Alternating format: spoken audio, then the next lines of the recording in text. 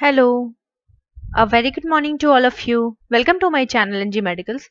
So, today we are going to see a basic topic, or we can say that the basic of anatomy and physiology, that is human cell. Okay, so before we discuss about the cell, we have to know what is anatomy and physiology. Okay, तो human anatomy और physiology क्या है. First of all anatomy क्या है वो देख लेते हैं. तो एनाटॉमी कह सकते हैं कि डिराइव हुई है एक ग्रीक वर्ड से. मैं आगे आपको दिखाती हूँ. ठीक है, ये वर्ड एनाटॉमी. ठीक है, this word is derive from the Greek word. कहाँ से ये निकला है? ये ग्रीक वर्ड से निकला है. अगर हम इसको ब्रेक कर दें तो ये दो पार्ट में ब्रेक हो जाएगा, एना एंड टमी. ठीक है, तो एना मीन्स होता है अपर या आउटर. ठीक, एंड टमी मीन्स होता है स्ट्रक्चर या कटिंग. ठीक, ana means outer, out, and tomy means structure.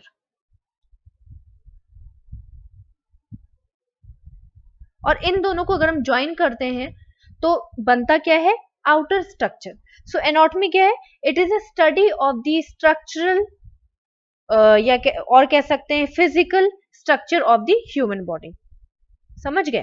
तो ह्यूमन एनाटॉमी क्या है कि we are going to study the physical structure of the human body. Next देख लेते हैं फिजियोलॉजी क्या है. तो फिजियोलॉजी को भी सेम हम डिवाइड करेंगे. ठीक है, physiology is also derive from the Greek word. ये भी ग्रीक वर्ड से निकला है. ठीक, जिसमें दो पार्ट बनते हैं. फर्स्ट है हमारा फिजी, ठीक है, एंड सेकेंड है हमारा लॉजी. ठीक, तो फिजियो और लॉजी दो पार्ट में हमने डिवाइड कर लिया. यहां पर देखिए फिजियो और लॉजी. ठीक, तो फिजियो मीन्स होता है, दिस फिजियो मीन्स नेचर. ठीक है, एंड लॉजी मीन्स स्टडी. तो किसका नेचर? इस वर्ड का मतलब क्या हुआ? फिजियो का मतलब क्या हो गया? नेचर. किसका नेचर? हमारी बॉडी का नेचर. ठीक, एंड लॉजी मीन्स स्टडी, हमारी बॉडी की स्टडी. तो हमारी नेचर ने क्या किया है? हमारी बॉडी के जितने भी ऑर्गन्स हैं, अंदर जितने भी पार्ट्स हैं, वो किस तरह से फंक्शन कर रहे हैं, ठीक है, वो डिफाइन किया है. तो फिजियोलॉजी मीन्स होता है study of the functional unit of the body. समझ गए आप? अब फॉर एग्जाम्पल हम ले सकते हैं, जैसा कि आप इस जीआईएफ में देख सकते हो कि बॉडी में जितने भी ऑर्गन्स हैं, एग्जाम्पल हो गया किडनी हो गया, लंग्स हो गया, हार्ट हो गया, ब्रेन हो गया, इंटेस्टाइन हो गया, स्टमक हो गया, ये जितने भी सारे ऑर्गन्स हैं वो किस तरह से फंक्शन करते हैं उसको हम बोलते हैं फिजियोलॉजी. ठीक है, so it is a branch of the biology that deals with the internal working. यहाँ पे देखिए इंटरनल वर्किंग बोला है, अंदर का जो भी काम चल रहा है, ऑफ द लिविंग थिंग्स, जीवित चीजों का, जिंदा चीज जितने भी हैं जिनके अंदर जान है, ठीक है, उनके अंदर जो भी काम चल रहा है, जो भी फंक्शन हो रहा है, ऑर्गन्स कर रहे हैं, जैसे मेटाबॉलिक हो गया, रेस्पिरेशन हो गया, रिप्रोडक्शन हो गया, ठीक है, डाइजेशन हो गया, ये सारी चीजें आती हैं हमारी अंडर दी फिजियोलॉजी. तो समझ गए होंगे आप आई थिंक कि एनाटॉमी और फिजियोलॉजी में ये फर्क है कि anatomy is the study of the outer structure of the body and physiology is the study of the functional structure of internal organs of the body.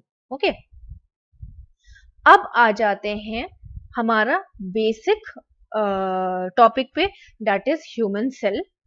तो हम सब जानते हैं कि हमारी पूरी बॉडी सेल से मिलके बनी हुई है. ठीक, हमारा हर एक छोटा छोटे छोटे छोटे पार्ट्स, मेरी फिंगर, ठीक, मेरा पूरा हाथ, मेरा हेड, मेरे लेग्स, ये सारे किससे मिलके बने हुए हैं? ट्रिलियंस ऑफ दी सेल्स से मिलके बने हुए हैं. तो हम इसीलिए डेफिनेशन में कह सकते हैं कि cells are the basic structural and functional and biological unit of the living organism. तो जितनी भी जीवित चीजें हैं, जिनके अंदर जान है, जिनके अंदर कह सकते हैं जो इस टाइम पे मूव कर सकते हैं, अपना काम कर सकते हैं, या जितनी भी जीवित चीजें हैं वो सारी किससे मिलके बनी है? चाहे वो इंसेक्ट क्यों ना हो, चाहे वो एनिमल क्यों ना हो, कोई भी, वो सब सेल्स से मिलके बने हैं. चाहे वो प्लांट क्यों ना हो, हर एक चीज सेल्स से मिलके बनी है जो जिंदा है. Okay, they are often called the building blocks of the life. Simple सी चीज है, अगर building blocks of the life, जैसे कि कोई भी बिल्डिंग बहुत सारे मटेरियल से मिलके बनती है, मेनली अगर ईंटें नहीं होंगे तो हमारी बिल्डिंग खड़ी नहीं हो पाएगी, ठीक है, या कोई भी सीमेंट नहीं होगा, वो सब छोड़ दीजिए, लेकिन कहने का मतलब ये है कि हमारी जो बॉडी इस टाइम पे है, प्रेजेंट है एक दूसरे के सामने, वो क्यों है? क्योंकि हमारे सेल्स ने हमारी पूरी बॉडी को बना रखा हुआ है। तो आपकी इंफॉर्मेशन के लिए बता दूं कि 15 ट्रिलियन सेल्स एक नॉर्मल एवरेज ह्यूमन बॉडी बनाते हैं। इसको बायोलॉजिकल यूनिट क्यों बोला गया है? क्योंकि लिविंग है। Biology means study of the living, ठीक है। तो बायोलॉजिकल यूनिट क्यों है? क्योंकि हम सेल्स क्या है, उन्हीं चीजों में प्रेजेंट है जितने भी जिंदा चीजें हैं, लिविंग चीजें हैं, इसीलिए यहाँ पे बायोलॉजिकल ऐड किया हुआ। बाकी स्ट्रक्चर तो हमारा जानते हैं हम एनाटॉमी के बेसिस पे और फंक्शनल हमारी फिजियोलॉजी के बेसिस पे। नेक्स्ट देख लेते हैं। अब ये चीज इंपॉर्टेंट है। फर्स्ट ऑफ ऑल 1965 में सबसे पहले रॉबर्ट हुक ने क्वाइन किया था, मतलब उन्होंने निकाला था ये चीज कि सेल नाम की कोई चीज है, ठीक है। हमारी बॉडी किससे मिलके बनी? सेल से मिलके बनी है, ये उन्होंने निकाला था। फिर आए एंटन वैन ल्यूवेनहॉक, ठीक है। इन्होंने जो ये एंटन वैन ल्यूवेनहॉक थे, ये भी एक साइंटिस्ट थे, रॉबर्ट हुक भी एक साइंटिस्ट थे। एंटन वैन ल्यूवेनहॉक ने बाद में बताया कि हमारी सेल्स जो हैं वो लिविंग है, मतलब जितने भी लिविंग ऑर्गेनिजम्स हैं, जितने भी लिविंग स्ट्रक्चर हैं इस दुनिया में, वो सब सेल्स से मिलके बने हैं, यानी कि जो सेल्स हैं उनके अंदर जान है, वो लिविंग है, ठीक है। तो रॉबर्ट हुक ने क्या किया, कंफ्यूज मत होइएगा, रॉबर्ट हुक ने पता किया सेल्स नाम की कोई भी चीज है जो कि बॉडी को बना के रखा हुआ है उसने। और एंटन वैन ल्यूवेनहॉक ने क्या किया कि सेल्स उन्हीं चीजों में प्रेजेंट हैं जितने जो चीजें जिंदा हैं, जो चीजें लिविंग हैं, ठीक है। अब study of the tissue is known as histology. जितने भी टिश्यूज के बारे में अभी हम पढ़ेंगे, टिश्यूज क्या है, बहुत सारे सेल्स मिलके टिश्यूज बनते हैं, वो हम अभी आगे देखेंगे, उन्हीं को हम बोलते हैं हिस्टोलॉजी। ओके, नाउ अब हम देखते हैं कि सेल्स के बाद क्या बनता है, उसके बाद क्या बनता है, उसके बाद क्या बनता है, और हमारी बॉडी कैसे बनती है। तो ऑर्गेनाइजेशन देख लेते हैं। तो सबसे बेसिक और छोटी चीज हमारी पूरी बॉडी में क्या है? सेल, ओके, जो कि हम नेकेड आई से भी शायद ना देख पाए, या कह सकते हैं कि एक पिन पॉइंट, सुई की नोक की जितने सेल्स का अलग अलग साइज होता है, नॉर्मली बता रही हूँ, सुई की नोक पिन पॉइंट टिप के जितना छोटा होता है सेल, जो कि हम लोग माइक्रोस्कोप के नीचे देख सकते हैं। बहुत सारे सेल्स मिलके बनाते हैं, group of cells form tissue, ठीक है। एक सेल, एक स्ट्रक्चर हो गया सेल, और वहीं पे अगर हम बहुत सारे सेल्स को ज्वाइन कर दें तो हम उस स्ट्रक्चर को बोलते हैं टिश्यू। ऐसे ही बहुत सारे ग्रुप ऑफ टिश्यू मिलके, यानी बहुत सारे टिश्यूज मिलके क्या बनाते हैं? कोई भी ऑर्गन, ऑर्गन जैसे हमारा हो गया लंग्स हो गए, जैसे मेरे हैंड्स हो गए, या मेरा फेस हो गया। इंटरनल ऑर्गन अगर हम देख लेते हैं तो हमारे स्टमक हो गया, किडनी हो गया, लीवर हो गया, गॉल ब्लैडर हो गया, जितने भी ऑर्गन्स हैं हमारे, वो सब क्या किससे मिलके बने? ग्रुप ऑफ द टिश्यूज से मिलके बने। और जितने भी ऑर्गन्स हैं वो सब इकट्ठा हो रहे हैं और एक सिस्टम बना रहे हैं बॉडी का, जिसको हमने बोल दिया ऑर्गन सिस्टम। अब आप सोच रहे होंगे ये ऑर्गन सिस्टम क्या है? अच्छा, ऑर्गन सिस्टम ये है कि फॉर एग्जाम्पल हम आगे चल के बहुत सारे सिस्टम पढ़ेंगे, जैसे डाइजेस्टिव सिस्टम हो गया, रेस्पिरेटरी सिस्टम हो गया, एंडोक्राइन सिस्टम हो गया, एक्सोक्राइन सिस्टम हो गया, न्यूरोलॉजिकल सिस्टम हो गया, ठीक है। ये सारी चीजें सिस्टम कहलाती हैं। फॉर एग्जाम्पल जितनी भी चीजें हमें ब्रीथ करने में हेल्प कर रही हैं, सांस लेने में हेल्प कर रही हैं, ठीक है, वो आ जाती है रेस्पिरेटरी सिस्टम के अंडर। एग्जाम्पल ले लेते हैं, हमारी नोज हो गई, लंग्स हो गए, माउथ हो गया, फेरिंग्स, लैरिंग्स, ठीक है। ये सारी चीजें मिलके रेस्पिरेटरी रेस्पिरेशन कंप्लीट करने के लिए जितने भी ऑर्गन एक दूसरे के साथ मिलके काम करते हैं, उस साथ काम करने को हम एक सिस्टम बोल देते हैं, दैट इज रेस्पिरेटरी सिस्टम। उसी तरह से हमारा डाइजेस्टिव सिस्टम आता है, कार्डियक सिस्टम आता है, बहुत सारे ऐसे सिस्टम आते हैं। तो बहुत सारे ऑर्गन्स मिलके क्या बनाते हैं? एक कंप्लीट सिस्टम। फिर आते हैं ऑर्गेनिजम्स। तो लिविंग ऑर्गेनिजम्स कौन हुए? हम हुए, इंसेक्ट हुए, एनिमल्स हुए, प्लांट्स हुए, ये सब कौन है? ऑर्गेनिजम्स है। तो हमारी पूरी बॉडी किससे मिलके बनी है? Cells. Cells, group of cells क्या मिलके बनाते हैं? टिश्यूज। ग्रुप ऑफ टिश्यूज मिलके बनाते हैं ऑर्गन, और ऑर्गन कंप्लीट होने के बाद ग्रुप ऑफ ऑर्गन्स मिलके बनाते हैं organ system, for example respiratory system. ठीक है, फिर सारे ऑर्गन मिलके बनाते हैं पूरी बॉडी कंप्लीट। ठीक है, ह्यूमन बॉडी या कोई भी ऐसी बॉडी जो कि लिविंग हो। आई थिंक आपको क्लियर हुआ होगा, नहीं हुआ है तो you can ask me in comment box. आगे चलते हैं और देखते हैं कि इसके बाद क्या है हमारे पास पढ़ने के लिए। तो नेक्स्ट आ जाते हैं सेल ऑर्गेनेल्स। अब हम यहाँ पे सेल्स की ही बात कर रहे हैं, तो हमें ये पता होना चाहिए कि भाई सेल भी है, छोटी, बहुत छोटा होता है, लेकिन उसके अंदर बहुत सारी ऐसी चीजें होती हैं जो कि उस सेल को कंप्लीट करती हैं। समझ रहे हैं आप? मतलब सेल एम्प्टी नहीं होता है, अंदर से खाली नहीं होता है, उसके अंदर बहुत सारी ऐसी चीजें होती हैं जो सेल को फंक्शन करने में हेल्प करती हैं। हम वही सेल्स के ऑर्गेनल्स देखने वाले हैं। फर्स्ट देख लेते हैं प्लाज्मा मेम्ब्रेन। देखिए प्लाज्मा मेम्ब्रेन क्या है? अब सेल है तो सिंपल सी चीज है, उसके पास कुछ बाउंड्री होगी, उसके पास, है ना, उसके आसपास की जो भी बाउंड्री होगी उसको हमने बोल दिया प्लाज्मा मेम्ब्रेन। दिखा देती हूँ मैं कहाँ पे है प्लाज्मा मेम्ब्रेन। ये देखिए, ये एक नॉर्मल सेल है, इसके आसपास ये जो आप व्हाइट वाली बाउंड्री देख रहे हैं, कलर चेंज कर देती हूँ, ये देखिए ये जो बाउंड्री आप देख रहे हैं इसी को हमने बोल दिया है प्लाज्मा मेम्ब्रेन। इसको हम बहुत सारे नाम से जानते हैं, for example cell membrane, cell के आसपास की जो मेम्ब्रेन है उसको हमने बोल दिया सेल मेम्ब्रेन। ठीक है, प्लाज्मा लेमा भी बोलते हैं, बायोलॉजिकल मेम्ब्रेन भी बोलते हैं। क्यों? क्योंकि ये फंक्शन कर रही, ये लिविंग है, मैंने आपको बोला ना बायोलॉजी मीन्स लिविंग। ठीक है, तो ये सेल क्या है? लिविंग है, जिंदा है, इसी वजह से इसे बायोलॉजिकल मेम्ब्रेन भी बोलते हैं। फंक्शन इसका क्या है देख लेते हैं। अब ये आसपास है तो यहाँ पे मत फोकस करिए, पहले आप अपने आप सोचिए कि इसका फंक्शन क्या होगा। फर्स्ट ऑफ ऑल इसका फंक्शन क्या होगा? प्रोटेक्शन करना, सिंपल सी चीज है, बाउंड्री है ये। ठीक, तो कोई भी चीज आएगी तो सबसे पहले हमारी प्लाज्मा मेम्ब्रेन उससे फाइट करेगी, उसके बाद जब प्लाज्मा मेम्ब्रेन हमारी हार जाएगी तब वो चीज, कह सकते हैं वायरस हो गए, बैक्टीरिया हो गए, कोई भी इंफेक्शन, तब अंदर के स्ट्रक्चर को अफेक्ट करेगा। ठीक है, या अंदर के स्ट्रक्चर में एंट्री करेगा, लेकिन प्रोटेक्शन, फर्स्ट प्रोटेक्शन कौन दे रहा है? हमारा प्लाज्मा मेम्ब्रेन। क्यों? क्योंकि वो एक बाउंड्री है। ठीक, और क्या क्या फंक्शन हो सकता है? आपको मेरे नोट्स देखने की जरूरत नहीं है, आप खुद स्ट्रक्चर देख के सोच सकते हो।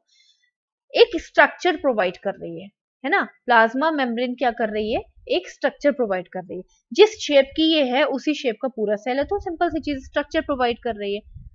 थर्ड, और क्या हो सकता है? जो इंटरनल हमारे ऑर्गेनेल्स हैं, सेल में जितनी भी चीजें हैं, ठीक, ये देखिए जितनी भी सेल में चीजें आपको दिख रही है ना, ठीक, ये एक लिमिटेड एरिया में स्थिर है। ठीक है, सिचुएटेड है। तो वो लिमिटेड एरिया में सिचुएटेड क्यों है? क्यों? क्योंकि हमारी प्लाज्मा मेम्ब्रेन ने एक स्ट्रक्चर प्रोवाइड ऑलरेडी कर रखा हुआ है। और देख लेते हैं क्या। देखिए प्रोटेक्शन वाली हमने बात कर ली है, ठीक है, एंड यहाँ पे देख लेते हैं सेलेक्टिव परमिएबल है। Selective permeable, first of all ये परमिएबल वर्ड क्या है? परमिएबल मीन्स होता है परमिशन। ठीक है, सेलेक्टिव मीन्स कुछ सेलेक्टेड, कुछ गिने चुनी चीजों को ये परमिट करती है सेल के अंदर एंटर करने के लिए। ठीक है, तो ये क्या कर रही है? उन्हीं चीजों को एंट्री देगी जो चीज हमारे सेल्स के ग्रोथ और डेवलपमेंट के लिए इंपॉर्टेंट है। ओके, जैसे हमारे आयंस हो गए, कुछ प्रोटीन्स वगैरह हो गए, ये सारी चीजें अगर सेल्स के लिए अच्छी हैं, इंपॉर्टेंट हैं, तो वो उनको अंदर जाने देगी, वरना नहीं जाने देगी। जैसे कि आप इस जीआईएफ में देख सकते हैं कि जो ये सेल मेम्ब्रेन है वो कुछ अच्छी चीजों को जाने दे रही है, और जो टॉक्सिक चीजें हैं, जो बुरी चीजें सेल के अंदर, जो चीजें एक्स्ट्रा है, जो कि कह सकते हैं कि ओल्ड हो चुकी हैं, जिनकी कोई नीड नहीं है, उनको ये बाहर भी निकालती रहती है। सिंपल सी चीज है, अंदर बाहर करने का सिस्टम को हम क्या बोलते हैं? Transportation system. तो सेकंड हमारा फंक्शन क्या है? Transportation function. थर्ड क्या है हमारा सेल प्रोटेक्शन, जो कि मैं आपको बता चुकी हूँ। फोर्थ क्या है, बाउंड्री बनाती है, बता चुकी हूँ। सेलेक्टिव परमिएबल है, सिंपल सी चीज है, वही सेलेक्टिव परमिएबल रिपीट हो गया है। Then act as a receptor.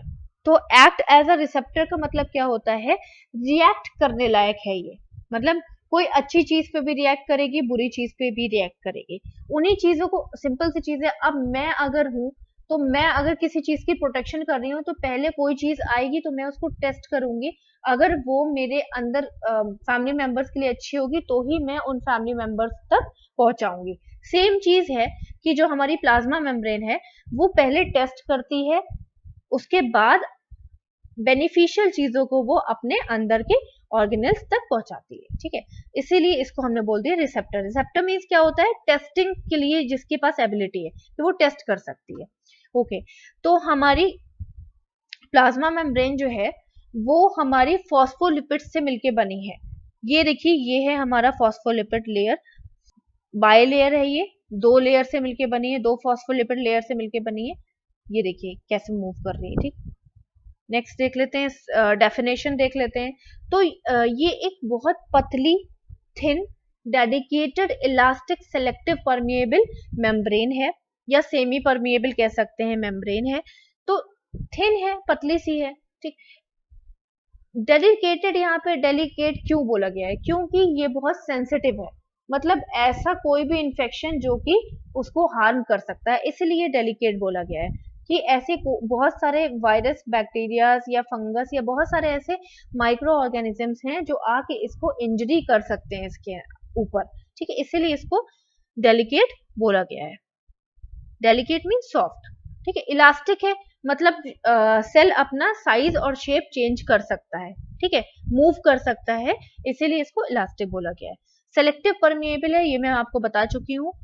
Boundary provide करती है, वो भी मैं आपको बता चुकी हूँ, ठीक है।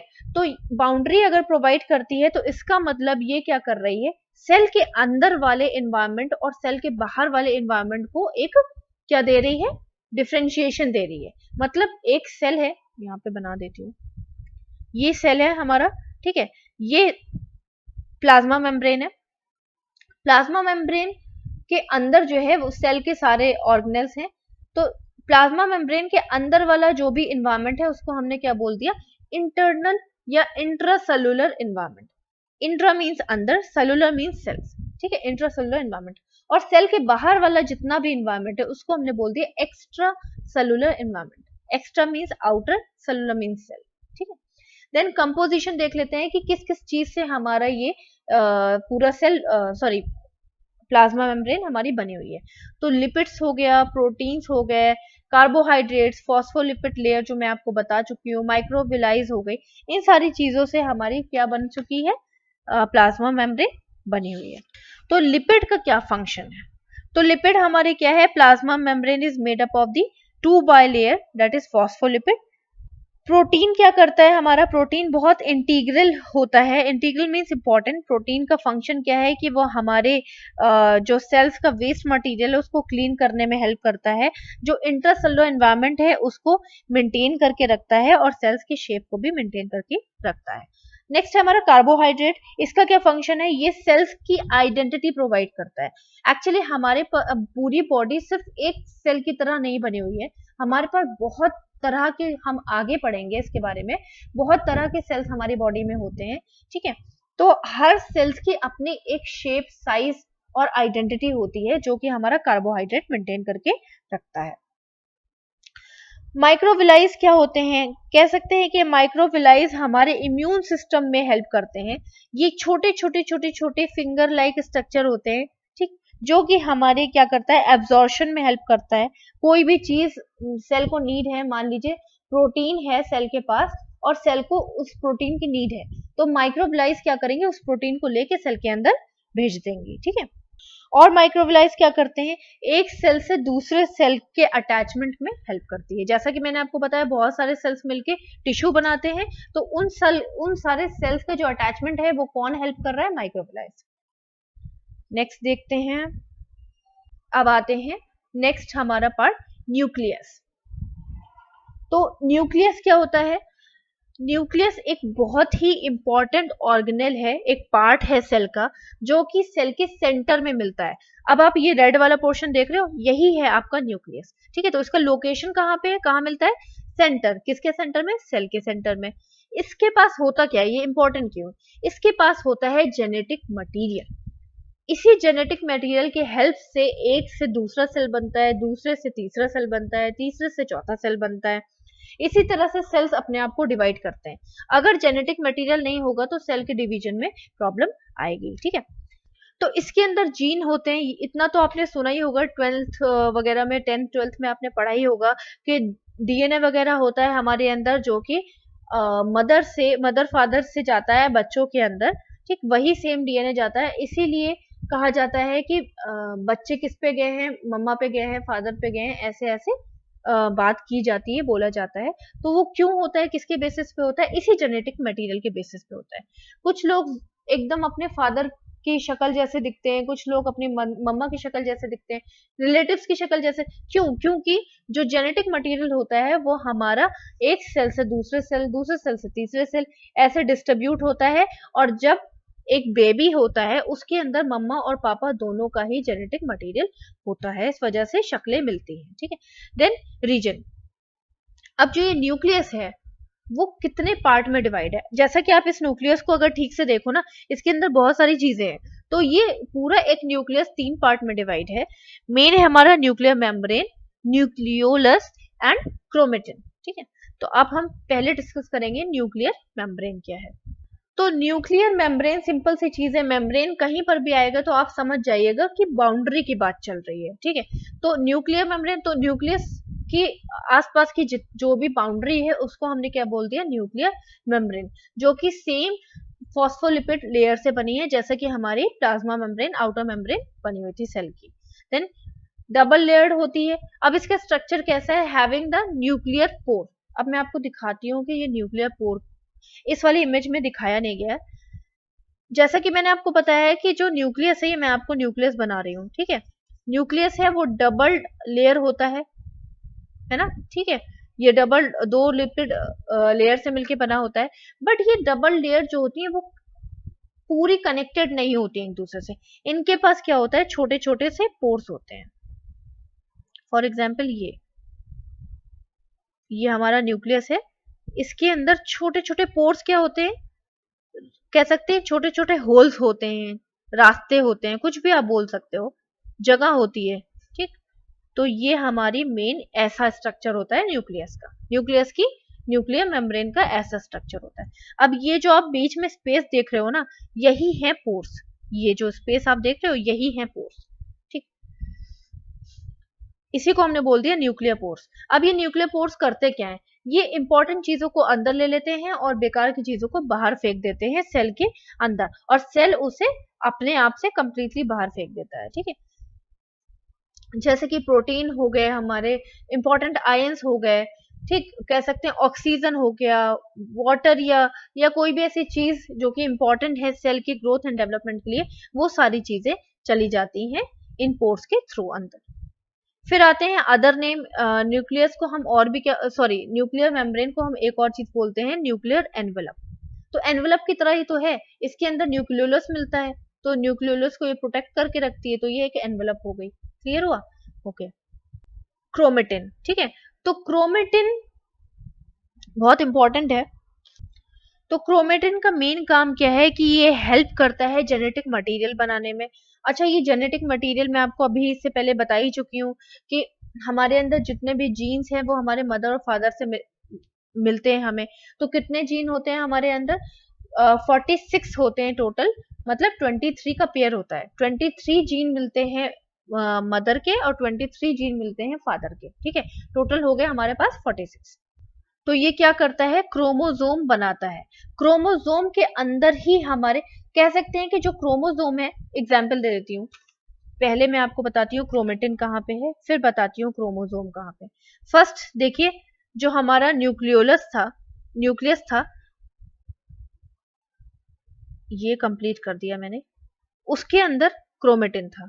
पिछले वाले इमेज में अगर देखा जाए, पिछले वाली इमेज में अगर आप देखिए तो इसके अंदर क्रोमेटिन होते हैं, यहाँ पे इसके अंदर यहाँ पे ये सब क्रोमेटिन है।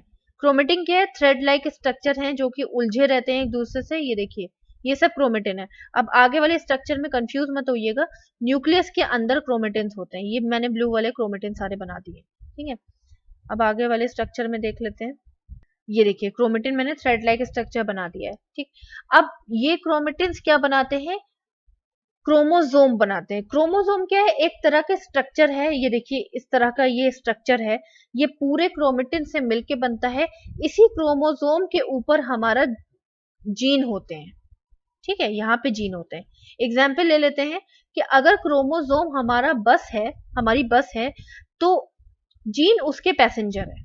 ये देखिए, और इस हर जीन के पास भाई अपनी अपनी कह सकते हैं कि पैसे होते हैं इनके पास, इसलिए ये बस पे बैठे हुए हैं। तो पैसे क्या हो गए? डीएनए, समझ गए। तो इन जीन के अंदर, ये जीन है, GENE जीन, और इन्हीं जीन के अंदर अपना अपना डीएनए है। क्रोमेटिन का आप फंक्शन तो समझ ही गए होंगे, क्योंकि क्रोमेटिन क्यों इंपॉर्टेंट है? क्योंकि ये क्रोमोसोम बनाता है, और क्रोमोसोम के ऊपर जीन होते हैं, और जीन के अंदर जीन के अंदर हमारा डीएनए होता है।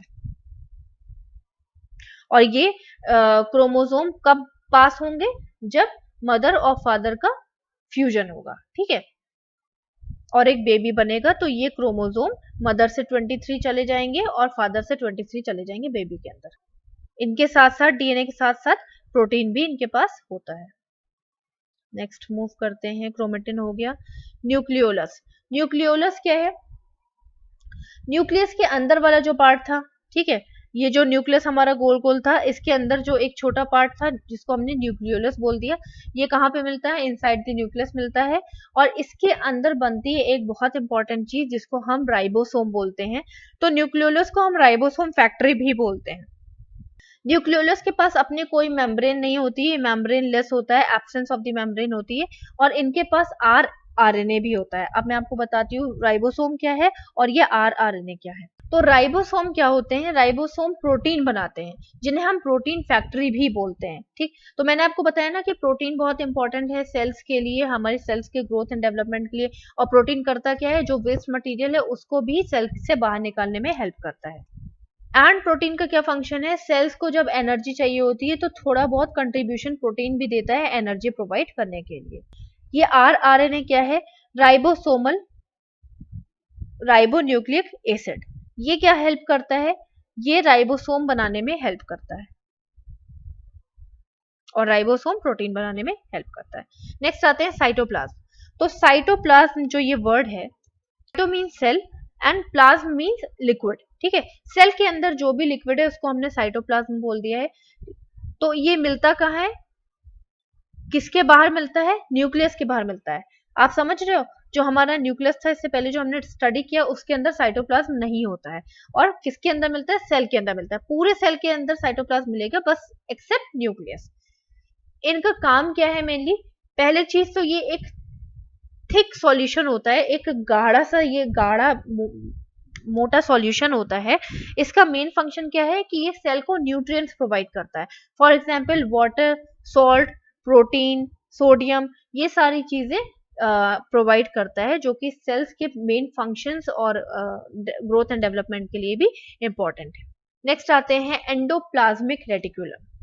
तो एंडोप्लाज्मिक रेटिकुलम क्या है? Endo means inside, plasmic means जो फ्लूइड है साइटोप्लाज्म उसके अंदर, ठीक है, inside the cytoplasm. Reticulum means network, ठीक है। तो अगर इसको तोड़ दी, endo means inside, plasm means cytoplasm, जो भी हमने इससे पहले पढ़ा है, रेटिकुलम मीन्स नेटवर्क। तो इसका नाम इसलिए पड़ा क्योंकि ये पूरी सेल के अंदर आपको दिखेगा। ये पूरा देखिए इंटरनल सेल है, ये है एंडोप्लाज्मिक रेटिकुलम, ये येलो वाला। तो ये सेल के आसपास कहीं ना कहीं आपको दिखता रहेगा, जो कि एक नेटवर्क प्रोवाइड करता है। अब जैसे नेटवर्क फैला रहता है वैसे ये भी फैला रहता है, इसलिए इसका नाम एंडोप्लाज्मिक रेटिकुलम पड़ गया। तो इसकी लोकेशन कहाँ है? यूकारियोटिक सेल्स में मिलता है। यूकारियोटिक सेल मैं आपको आगे एक्सप्लेन करूंगी, ठीक है। तो अभी इसको छोड़ दीजिए। देन एंडो मीन्स मैं बता चुकी हूँ inside the plasma, reticulum means network. इसका मेन फंक्शन क्या है कि ये सेल्स में जितनी भी इंपॉर्टेंट चीजें चाहिए होती हैं, फॉर एग्जाम्पल कैल्शियम हो गया, प्रोटीन हो गया, लिपिड हो गया, जो कि सेल के फंक्शन के लिए इंपॉर्टेंट होता है, उन सारी चीजों को कंटेन करके रखता है। ठीक है, तो कैल्शियम स्टोरेज हो गया, प्रोटीन की सिंथेसिस हो गया और लिपिड का मेटाबॉलिज्म हो गया, ये सारे इसके फंक्शन है। तो ये दो तरह के होते हैं, एक रफ एंडोप्लाज्मिक रेटिकुलम और एक स्मूथ एंडोप्लाज्मिक रेटिकुलम। अच्छा, रफ क्यों? क्योंकि ये देखिए ये कैसा आपको दिख रहा है, ये रफ दिख रहा है, और अगर इसमें ये वाले मोल्स नहीं होंगे जिनको हम राइबोसोम बोलते हैं, ये राइबोसोम नहीं होंगे तो ये स्मूथ एंडोप्लाज्मिक रेटिकुलम कहलाएंगे, विदाउट राइबोसोम। ठीक है, इस तरह से ये हो गए हमारे स्मूथ एंडोप्लाज्मिक रेटिकुलम। तो अब देख लेते हैं कि रफ और स्मूथ एंडोप्लाज्मिक रेटिकुलम में क्या डिफरेंस है। तो रफ एंडोप्लाज्मिक रेटिकुलम की आइडेंटिटी क्या है, क्यों उन्हें रफ बोल दिया गया? क्योंकि उनके पास राइबोसोम्स थे और राइबोसोम हमारा प्रोटीन बना रहे थे, भूलिएगा नहीं। देन स्मूथ में क्या है, राइबोसोम्स एब्सेंट है, ये देखिए ये वाले स्मूथ है। देन जो रफ वाले हैं हमारे, वो नियर द साइटोप्लाज्म, जो साइटोप्लाज्म जो हमारा लिक्विड था उनके आसपास मिलते हैं, और जो हमारे स्मूथ हैं वो सेल मेम्ब्रेन के आसपास मिलते हैं। अगर मैं इस सेल को कंप्लीट करूं तो जो हमारी सेल मेम्ब्रेन है वो किसके नियर मिलेगी आपको? आपको मिलेगी स्मूथ एंडोप्लाज्मिक रेटिकुलम के नियर, ना कि रफ के। ठीक है, देन ये सिंथेसिस, इनका मेन फंक्शन क्या है कि लिपिड और प्रोटीन का सिंथेसिस करते हैं, और स्मूथ का मेन फंक्शन क्या है कि ये सिर्फ प्रोटीन का सिंथेसिस करते हैं। तो सिंपल सी चीज है, the name itself telling the meaning कि ये रफ होते हैं अपीयरेंस में और ये स्मूथ होते हैं। नेक्स्ट देखते हैं लाइसोसोम्स। तो लाइसोसोम्स का एक स्पेशल नेम है सुसाइडल बैग। तो सुसाइडल बैग इन्हें क्यों बोला गया है? It is not for harm, it is not harmful for the cell, cell के लिए कुछ हार्मफुल नहीं है, इवन ये बेनिफिशियल है। क्यों बेनिफिशियल है? जैसे कि मैंने आपको बताया कि किसी भी तरह का इन्फेक्शन आ जाएगा, अगर हमारी प्लाज्मा मेम्ब्रेन उसको नहीं रोक पाए तो वो अंदर चला जाएगा। अब अंदर भी तो कोई ना कोई बॉडीगार्ड होना चाहिए ना, सिंपल सी चीज है, वरना पूरा सेल हमारा डैमेज हो जाएगा। तो सेल की प्रोटेक्शन के लिए ये लाइसोसोम फंक्शन करते हैं। ये क्या करते हैं, उस वायरस को अपने अंदर ले लेते हैं या बैक्टीरिया को अपने अंदर ले लेते हैं और उनको खा जाते हैं।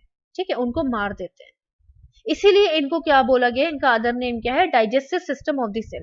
क्या करते हैं, वो उसको खा जाते हैं और उसको डाइजेस्ट कर देते हैं। ओके, सुसाइडल बैग क्यों बोला गया है? क्योंकि ये वायरस और बैक्टीरिया के लिए एक बैग है जो कि उनको सुसाइड करने के लिए इन्फ्लुएंस कर देता है, उनको मरने के लिए इन्फ्लुएंस कर देता है। ठीक है, फंक्शन क्या है, सेम चीज मैं आपको बता चुकी हूँ कि डिस्ट्रॉय करते हैं किसको, बहुत सारे माइक्रो ऑर्गेनिजम्स को, फॉर एग्जाम्पल वायरस, बैक्टीरिया और भी सारे। ठीक है, नेक्स्ट आ जाते हैं mitochondria, the most important organelle of the cell.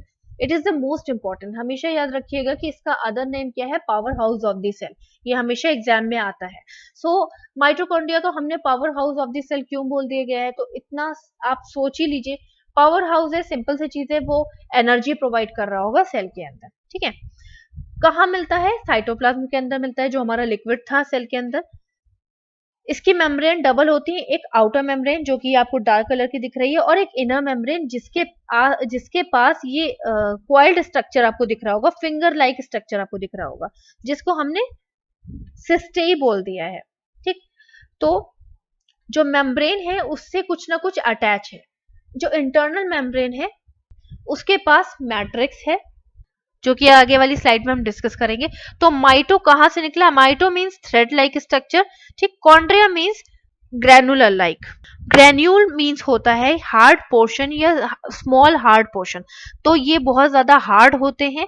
ठीक, और इनका शेप कैसा होता है, साइज कैसा होता है, थ्रेड लाइक। ये मैंने आपको जूम करके दिखाया इसलिए ये बहुत ज्यादा आपको मोटा दिख रहा है, बट ये थ्रेड लाइक स्ट्रक्चर होता है। और इनका शेप कैसा होता है, बीन शेप, फली की तरह। स्ट्रक्चर देख लेते हैं। तो जैसा कि मैंने आपको बताया कि जो आउटर मेम्ब्रेन है वो फ्री होती है, फ्रीली परमिएबल होती है, अंदर आने के लिए फ्री इन्वायरमेंट देती है कि आओ मेरे अंदर आ जाओ। ठीक है, जो इनर मेम्ब्रेन होती है वो उसके पास अपनी एक आइडेंटिटी होती है कि उसके पास अपनी एक फोल्डिंग्स होती हैं, जिनको हमने क्रिस्टेई बोल दिया है।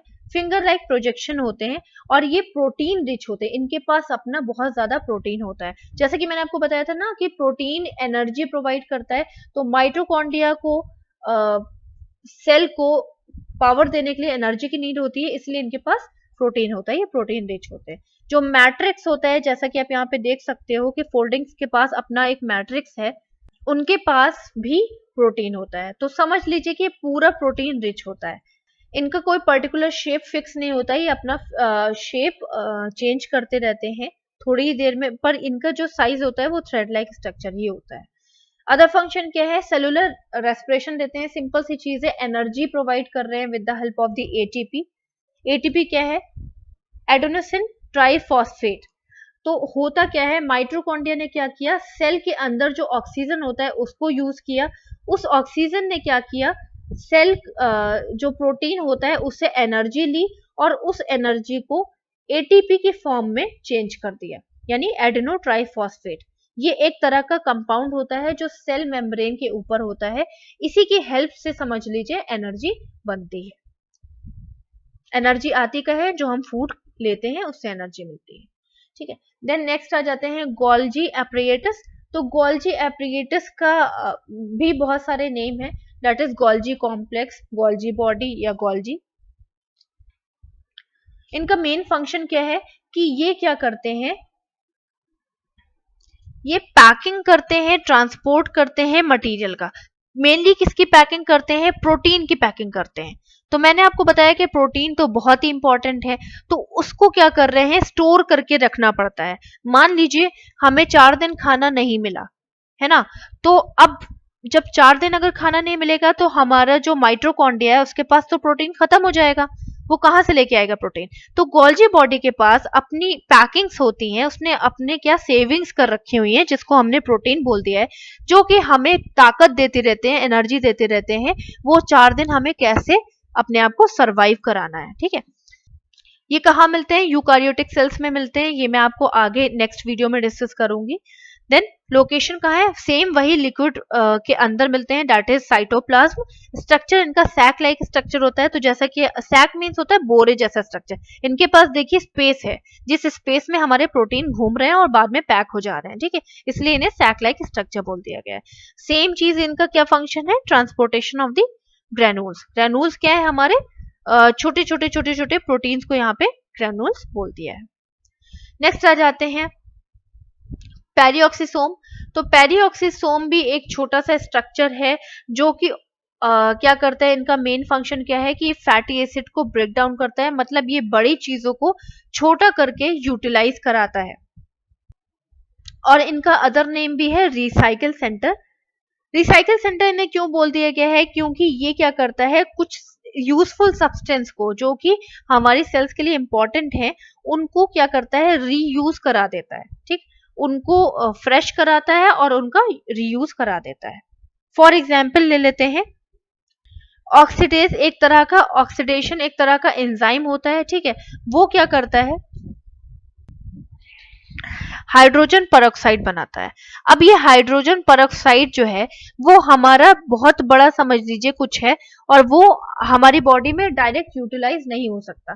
फिर एक सेकेंड आता है हमारा कैटेलेज। तो कैटेलेज क्या करता है, उस हाइड्रोजन परऑक्साइड को ब्रेक डाउन कर देता है और हाइड्रोजन को अलग कर देता है और ऑक्सीजन को अलग कर देता है, ठीक है। तो वो क्या बनाता है, वाटर और ऑक्सीजन बनाता है। ये वाटर और ऑक्सीजन हमारे सेल्स के अंदर यूटिलाइज हो जाते हैं।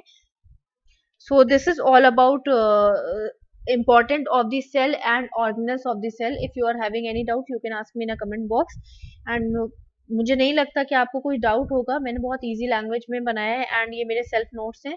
So if you are having any problem you can contact me. Thank you so much. And अभी तक अगर आपने मेरे वीडियोस को लाइक नहीं किया है तो प्लीज लाइक कर दीजिए एंड मेरे चैनल को सब्सक्राइब कीजिए। Thank you, bye bye.